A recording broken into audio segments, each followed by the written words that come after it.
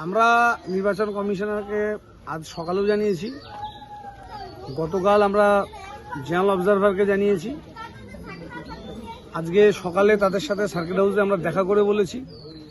General observer এবং police অবজারভারের কাছে আমি ডেলিগেট পাঠিয়েছি। জেলাতে বিজেপির পায়ের নিচের মাটি সরে গেলে যেটা হয়, যে আঁকড়ে ধরার চেষ্টা, একটা মরণপণ চেষ্টা শুরু হয়েছে কিছু কিছু জায়গাতে।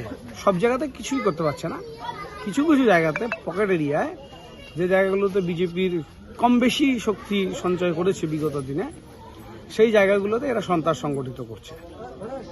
তাতে শীতলকুচির এবং কুচবিহার দক্ষিণ বিধানসভা কেন্দ্রের সংলগ্ন নামাটারি এলাকা, সেখানে গতকাল রাত্রে একটা ঘটনা এরা ঘটিয়েছিল।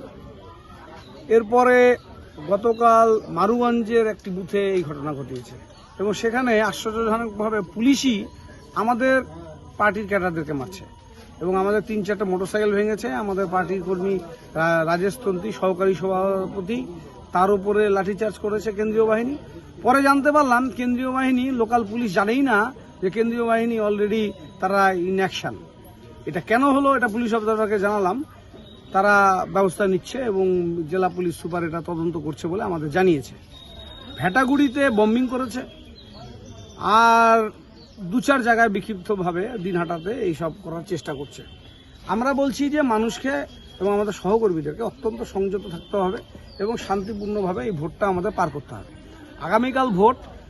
আমরা খবর পেলাম এই সমস্ত এলাকায় কেউ কেউ বিজেপির নামে টাকা পয়সা নিয়ে বন্টন করতে এসছে, তাই আমরা দেখে যেতে এলাম পরিস্থিতি কি আছে।